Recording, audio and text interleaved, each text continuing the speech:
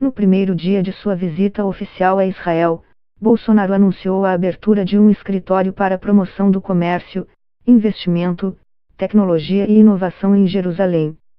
A medida é vista como um recuo em relação à promessa de campanha de transferir a embaixada do país de Tel Aviv para Jerusalém, a exemplo do que fizeram Estados Unidos e Guatemala. A mudança teria efeito equivalente ao reconhecimento de Jerusalém como capital de Israel, posição defendida pelo governo israelense mas rechaçada pela comunidade internacional enquanto não houver acordo com os palestinos. A cidade é considerada sagrada por cristãos, judeus e muçulmanos, e sua parcela oriental, ocupada por Israel desde a Guerra dos Seis Dias, em 1967, é reivindicada também como capital de um futuro Estado palestino.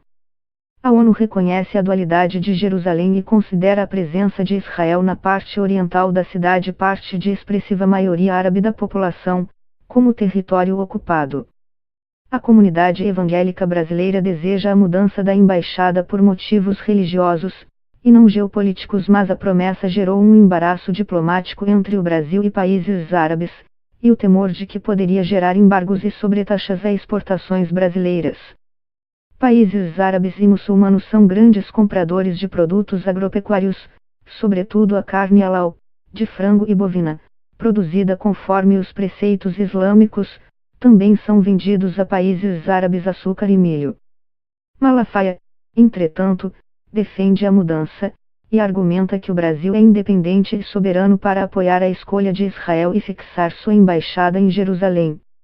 Acho que o Brasil não tem nada a perder, e não vai perder, com a mudança, opina o pastor, minimizando o atrito que a mudança poderia gerar com os países árabes, e a preocupação de impacto negativo sobre exportações brasileiras para a região. Aí vão comprar de quem? Vão comprar onde? Vão retaliar o quê? Ironiza o pastor, aludindo à dificuldade que os países árabes teriam para substituir as importações brasileiras. O Brasil é atualmente o maior exportador mundial de carne halal. Em maio do ano passado, quando a embaixada americana foi realocada para Jerusalém, protestos na faixa de Gaza se estenderam por semanas e deixaram dezenas de mortos, a maioria palestinos. Até então, Tel Aviv era a sede de todas as representações diplomáticas mundiais. A mudança adotada pelos EUA foi seguida apenas pela Guatemala por enquanto. Depois das promessas feitas por Bolsonaro, a medida permanece em estudo, de acordo com o Itamaraty. Silas Malafaia. O Bolsonaro falou comigo sobre isso recentemente. Não foi o João ou o Manuel que me disse isso, foi o presidente. Ele falou: olha, Silas, eu vou fazer essa mudança paulatinamente. Não vou fazer de uma vez porque não tem necessidade e nem tem pressa. O Donald Trump levou 9 meses para transferir a embaixada, não vou ser eu que vou fazer em 100 dias. Ele me falou: eu vou fazer a mudança da embaixada, porque essa é a verdade. Aquilo lá é a capital eterna e indivisível desses caras. Jerusalém nunca foi capital de Estado árabe na história. Foi fundada pelo rei Davi 3.000 anos atrás. É a soberania de uma nação, Israel. Não somos nós que temos que dizer onde eles têm que colocar sua capital. E vocês vejam o que Bolsonaro fez lá e que ninguém faz, indo com o primeiro-ministro de Israel, Benjamin Netanyahu, visitar o Muro das Lamentações. Vejam a ousadia do camarada. Malafaia não tem recuo nenhum. Ele falou para mim que vai fazer por etapas. Ele não está abrindo o escritório dizendo que esta é a decisão final. Ele vai fazer paulatinamente. Se você analisar a personalidade do Bolsonaro, vai ver que aquilo em que ele crê ideologicamente ninguém tira desse cara. Ele pode fazer recuos estratégicos por causa de política de governo, ok. Agora, aquilo que faz parte da convicção dele. Aí, minha filha.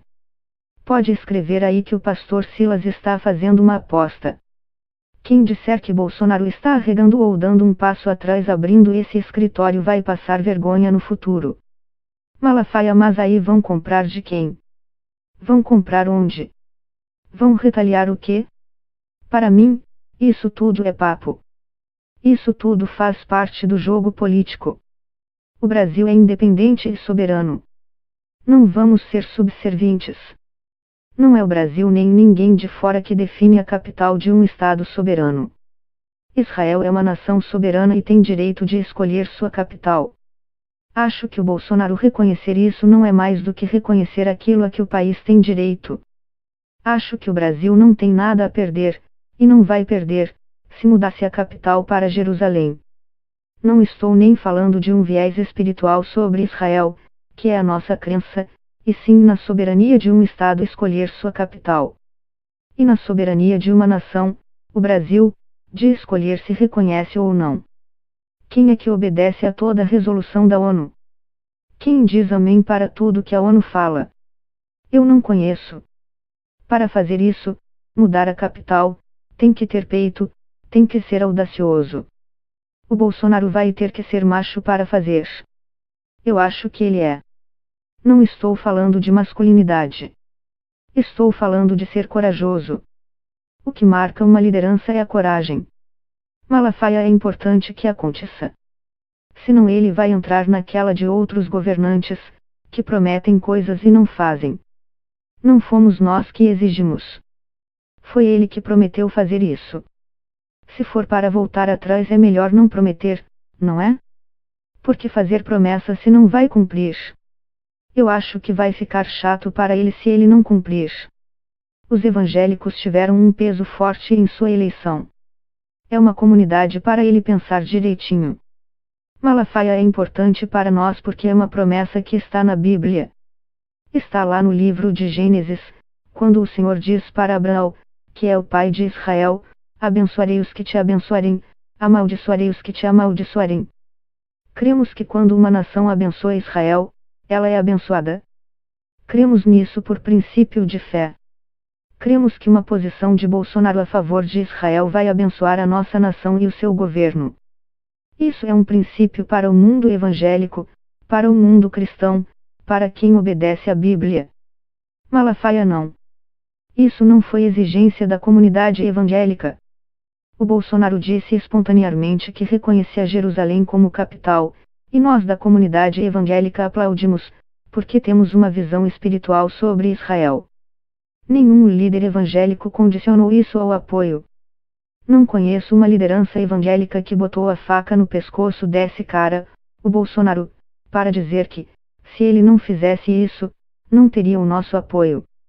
Veio dele espontaneamente, e teve o nosso apoio. Foi promessa de campanha dele para o mundo evangélico. Malafaia ele continua tendo o apoio dos evangélicos. Mas ainda está cedo para falar sobre o governo Bolsonaro. O cara pegou um estado em crise, com 14 anos de governo de desastre e de corrupção. Leva um tempo até ele ver quem é quem, até aprendiz de presidente tomar as rédeas da máquina. Eu acho uma covardia estúpida cobrar do cara com 100 dias de governo. Ele está promovendo uma mudança de eixo, de paradigma. Então vai gerar crise, vai gerar atrito, até acertar. Vai cair ministro. Isso para mim é normal. Malafaia não acho, não? Todo mundo sabe que toda a política do Brasil era de toma lá dá cá, desde a época do Fernando Henrique Cardoso. Dava-se ministério em troca de apoio político. O Bolsonaro não fez isso. Então o que estamos vendo não é rusga, é guerra de poder. Aquilo que todo mundo queria e reclamava, o cara está fazendo. Então estão reclamando de que? Malafaia eu acredito que ele tem que melhorar muito no diálogo político. Ele tem que aprender. Está errando, vai ter que acertar coisas. Não estou dizendo que ele acertou todas. Mas como é que vai se cobrar energicamente de um cara? Qual é a acusação, camarada? Ele não está fazendo aquilo que a sociedade brasileira pedia. Ele não fez acordos com partidos dando ministérios. Isso não é vantagem. Então vai ter crise. Porque ninguém dá poder de graça? Não estou dizendo que ele está acertando tudo. Vai ter que dialogar mais e ter um viés político. Mas acredito que ele tem muito boa vontade e desejo de acertar. Malafaia, eu acho que o Olavo de Carvalho tem uma influência maior do que o tamanho dele. Mas eu aprendi uma coisa. Cada um ouve quem quer. Eu não vou brigar com o Bolsonaro porque está ouvindo mais o João ou o Manuel. Ele que tem que saber quem interessa para ele. Malafaia, eu não acho que eles têm um peso grande. Filho é filho, tem uma influência. Os garotos são até bem intencionados. Querem ver o governo do pai se dar bem. De vez em quando exageram. Porque tudo que eles falam tem o peso de vir do filho do presidente. Tudo na vida tem um preço a pagar. Você tem filhos políticos, então qualquer deslize o pau vai comer. Eu acho que os garotos do Bolsonaro cometem alguns erros, mas querem ver o Brasil melhor. E não estão nomeando todo mundo. Os caras mais fortes no governo são os militares. Malafaia, de nós, evangélicos, podem falar o que quiser. Nós fomos o peso da eleição de Bolsonaro. E quem é que nomeamos? Eu não conheço. A Damares, ministra da Mulher, da Família e dos Direitos Humanos, é evangélica, é uma mulher inteligente, tem sua competência. Mas sua escolha não teve nada a ver com a bancada evangélica. O cara político mais próximo dele era o pastor evangélico e ex-senador, Magno Malta, e não ganhou cargo nenhum. Eu acho o Bolsonaro certo na questão do toma lá dá cá, mas acho também que quem vence vai compartilhar o poder com quem é aliado. Isso é democrático. Isso não é corrupção. Então, se militar nomeia, é a nova política. Se os filhos nomeiam, é nova política. Mas se um deputado indica alguém é ladrão. Eu não sou dessa opinião. Todo político é ladrão, e só militar que é honesto. Ou só é honesto se for da família. Eu não concordo. Acho que política se faz assim, destes cargos eu não abro mão, mas esses eu posso dar politicamente para compor a minha base. Não acho que isso seja corrupção.